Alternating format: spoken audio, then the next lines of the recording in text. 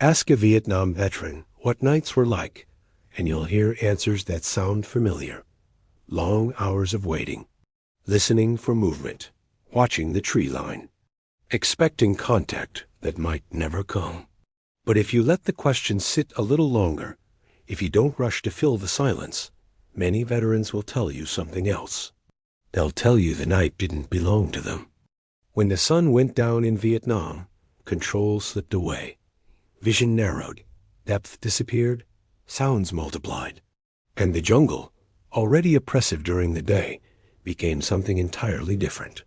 At night, the environment came alive in ways soldiers could not fully anticipate or dominate. If you're a veteran watching this, you already know the feeling, the sense that darkness wasn't empty, but crowded, that you weren't alone, even when nothing was visible. For everyone else, this is what needs to be understood. Night in Vietnam wasn't just the absence of daylight.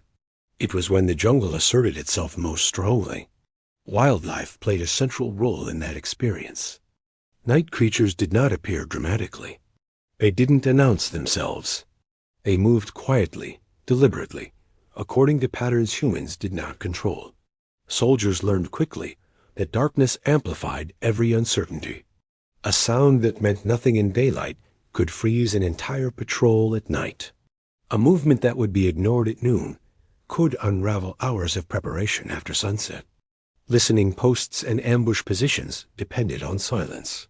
Men were inserted into positions well before dark and ordered to remain still, sometimes for entire nights. The success of these missions rested on discipline and the ability to interpret sound accurately. Night creatures made that nearly impossible. Animals moved through the jungle without regard for human plans. Monkeys crashed through branches. Rodents scurried through undergrowth. Birds took flight unexpectedly. Snakes slid through leaves. Each sound demanded attention. Each movement forced soldiers to reassess their surroundings. Was it an animal? Or was it something else? That question never had an immediate answer, and the longer uncertainty lingered, the greater the strain on the men holding position. Muscles tensed, breathing slowed, fingers tightened on triggers. Over time, the line between vigilance and exhaustion blurred. Snakes were among the most feared night creatures, not because they were aggressive, but because they were unseen. Many species were nocturnal, active precisely when soldiers were most vulnerable. They moved silently through vegetation and along trails. They climbed into trees, onto sandbags, into bunkers. A snake did not need to strike to cause fear. Its presence alone altered behavior. Soldiers avoided placing hands where they could not see. They hesitated before stepping forward. They moved more slowly, more cautiously, knowing that a single mistake could mean evacuation. A snake bite at night was a mission-ending event. The bitten soldier required immediate attention. The unit's silence was broken. Radios came out. Movement followed. Whatever operation was underway ceased to matter. Rats created a different kind of night pressure. They thrived in darkness, moving freely through fire bases and defensive positions. They crawled over sleeping men, into rucksacks, through medical supplies. They chewed wiring and contaminated food. But more than that, they destroyed rest. Sleep was already scarce in Vietnam. Rats made it worse. Soldiers woke repeatedly, startled by movement or the sensation of something brushing against them. Over time, fatigue accumulated. Men went out on patrol already exhausted, their nerves frayed before the night even began. Insects were constant companions after dark. Mosquitoes swarmed exposed skin. Ants moved into positions unnoticed until they began biting.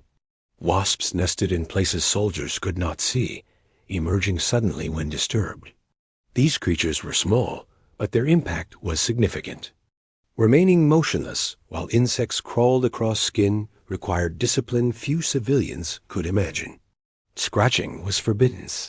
Swatting was impossible. Soldiers learned to endure discomfort quietly, knowing that any sudden movement could compromise their position. Crocodiles and river creatures, dominated night operations near water. Rivers that seemed manageable during the day became ominous after sunset. The surface reflected little light. Movement beneath the water could not be tracked. Soldiers crossing at night did so quickly, often faster than planned, driven by fear as much as necessity. A splash in the dark was never just a splash. Whether crocodiles were present or not mattered less than the belief that they could be. That belief altered decision-making. It shortened pauses. It increased risk. It forced choices that might not have been made in daylight. Night creatures also changed how soldiers interpreted the jungle itself. The environment felt closer, more enclosed. Sounds echoed differently. Depth perception vanished. A branch brushing against a helmet could feel like a hand. This constant sensory overload wore soldiers down. Not dramatically, but steadily.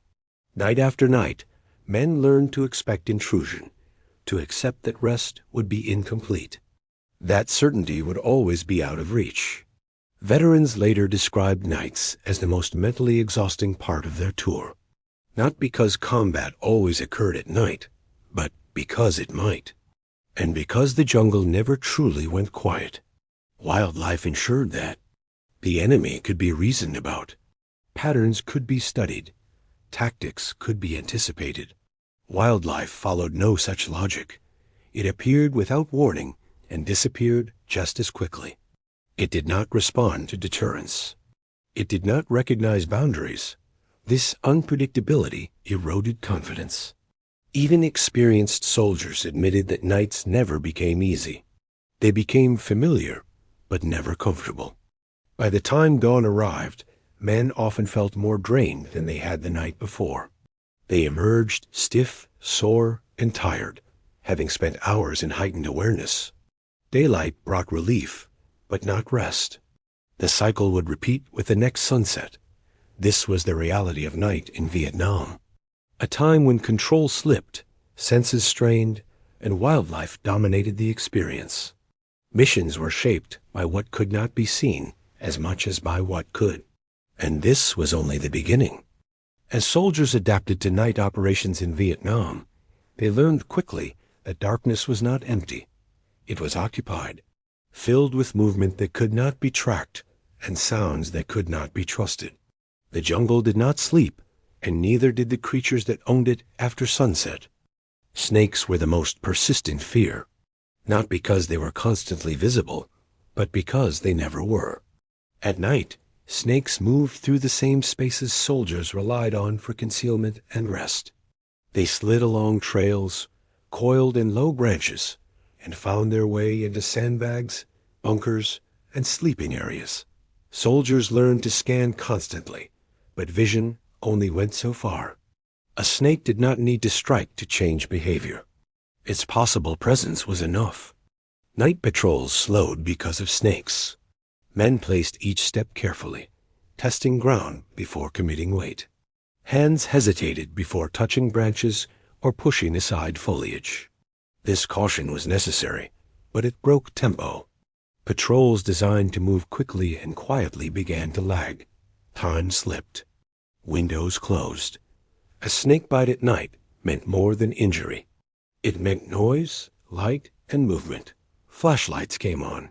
Radios were used. Medical aid was rendered. Whatever stealth the unit had relied on vanished instantly. The mission was over, even if the enemy never knew it had begun. Rodents created a different kind of disruption. Rats thrived inside fire bases and defensive positions. At night, they moved freely through bunkers, over sleeping men, and into equipment. Soldiers woke suddenly, startled by movement, or the sensation of something crawling across exposed skin. Sleep, already scarce, became fragmented. Fatigue followed soldiers into the field. A tired soldier reacted slower. He misjudged sounds. He hesitated when certainty was required. Night operations demanded clarity, but rodents ensured that rest was always incomplete. Over time, this eroded effectiveness in ways that were difficult to quantify but impossible to ignore. Insects were unavoidable after dark. Mosquitoes were the most constant presence, swarming exposed skin and humming near ears. Ants moved silently until they began biting. Wasps and bees nested in places soldiers could not see, emerging suddenly when disturbed. These encounters forced movement when stillness was required. Remaining motionless while insects crawled across the body demanded discipline few environments could test. Soldiers endured itching, burning, and pain without reacting, knowing that a single swat could compromise their position. Over time, this constant restraint wore on nerves and patience. River operations at night carried their own dangers. Water reflected little light, and movement beneath the surface was impossible to track. Crocodiles were rarely seen, but their presence was assumed. That assumption mattered. Soldiers crossed quickly, often faster than planned, driven by fear as much as necessity. Safety checks were shortened. Spacing changed. Control loosened. A splash in the dark forced immediate reassessment. Was it a fish or something else? That question could not be answered quickly, and hesitation in water was dangerous. Many units chose to delay crossings until daylight, sacrificing surprise for survival. Others rerouted entirely, losing time and momentum. Monkeys and other animals added to the confusion. They moved boldly through jungle and camp areas, often triggering noise that mimicked human movement. Branches shook. Objects fell. The sound of movement at night carried far, and every unexpected noise forced soldiers to freeze and listen. This constant interruption made interpretation nearly impossible. Soldiers learned that not every sound meant danger, but at night, certainty was rare. The mental strain of constant evaluation exhausted men faster than physical movement. Listening posts suffered most from this pressure. These positions relied on the ability to distinguish meaningful sound from background noise. Night creatures destroyed that distinction. When animals moved through positions repeatedly, the environment became saturated with false signals. Leaders faced difficult choices: hold position and risk missing real threats, or withdraw and lose the mission. Many chose to withdraw. Veterans remember these nights not for combat, but for restraint, for holding still while uncertainty piled up, for the frustration of abandoning positions because the jungle would not quiet down. These were not failures of courage. They were acknowledgments of reality. Wildlife did not attack soldiers out of malice. It followed instinct. But instinct operated on the same terrain, at the same hours, and often in the same spaces soldiers depended on. That overlap mattered. Over time, night creatures shaped how operations were planned. Leaders built extra time into schedules. They anticipated delays. They accepted that some missions would be aborted without contact. These adjustments were not written into manuals, but they became part of lived experience. By the middle of a tour, many soldiers no longer expected nights to go smoothly. They expected intrusion. They expected disruption. They expected that something unseen would move through their space and force decisions no one wanted to make. This constant pressure changed how soldiers thought about night. Darkness was no longer a cover. It was a liability. A time when the jungle asserted itself and demanded attention. And still, missions continued. Soldiers adapted, endured, and learned to operate within these constraints. But the cost was real. Fatigue accumulated. Confidence eroded. And the margin for error shrank with every night spent in a jungle that refused to stay still. For many soldiers, the most dangerous part of the night wasn't what happened during it. It was what followed. Morning came, but relief was never complete. Men emerged stiff, sore, and exhausted, having spent hours in heightened awareness. Sleep, if it came at all, had been shallow and fragmented. The jungle that felt oppressive at night did not suddenly become friendly in daylight. It simply changed its posture. Veterans later said that nights altered how they experienced time. Hours stretched. Minutes felt heavy. Every sound demanded attention. When dawn arrived, it often felt like survival rather than rest. Another night endured, another cycle completed. Night creatures played a central role in that memory, not because they were always seen, but because they were always felt. The rustle in the brush, the movement on a branch, the sensation of insects crawling across exposed skin, the knowledge that something was moving nearby, unseen and uninterested in human plans. These experiences accumulated quietly. No single night broke a soldier. It was the repetition that mattered. Night after night of incomplete rest, of constant interpretation, of living in a state where certainty never lasted. Over time, soldiers adapted their behavior. Movements became slower and more deliberate. Hands avoided unseen spaces. Rest was taken when possible, not when scheduled. The jungle taught lessons that no manual covered. Trust your instincts, but question them. Expect intrusion. Accept disruption. This adaptation was not weakness. It was survival. Veterans often say that nights taught them restraint, the discipline to remain still while everything inside urged movement, the patience to wait without knowing what they were waiting for, the judgment to recognize when a position was no longer viable and to withdraw without contact. These were skills forged not by firefights, but by endurance. Night creatures blurred the line between threat and background. A sound might mean nothing, or it might mean everything.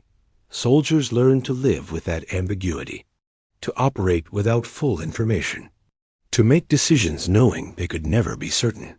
This uncertainty followed many veterans home. Years later, some found themselves waking at night, alert to sounds others ignored. A movement in the dark, a noise outside the window, the habit of scanning spaces before relaxing. These behaviors were not conscious choices. They were learned responses, shaped by nights spent in a jungle that never truly slept. Others carried subtler reminders. Discomfort in darkness, difficulty sleeping in unfamiliar places, a persistent awareness of surroundings. These were not traumatic scars, but they were lasting. When veterans talk about Vietnam, combat stories often come first. They are easier to explain, easier to frame. But if the conversation deepens, if trust builds, nights often return to the discussion, not as isolated incidents, but as a defining experience. The jungle at night was not an enemy in the traditional sense. It did not attack with intent. It did not seek victory. But it imposed conditions that demanded constant adaptation. Wildlife was part of that system, moving according to instinct and opportunity, indifferent to human effort. In doing so, it shaped how soldiers experienced the war. Understanding this is important for anyone trying to understand Vietnam. The conflict was not fought only in firefights and operations. It was fought in waiting, listening, enduring, in managing fear and uncertainty over long hours in darkness. Night creatures were not the most lethal threat soldiers faced, but they were among the most exhausting. They eroded rest, clarity, and confidence. They ensured that even in moments without contact, the war continued. For veterans watching this, none of this needs explanation. You lived it. You remember the nights when nothing happened, and how draining those nights could be. You remember how the jungle felt closer after sunset, how silence was never complete, how rest was never guaranteed. For everyone else, this is a part of the war that often goes unseen. A reminder that danger does not always announce itself. Sometimes it moves quietly, patiently, and without purpose beyond survival. In Vietnam, the night belonged to the jungle, and for the soldiers who lived through it, that truth never fully faded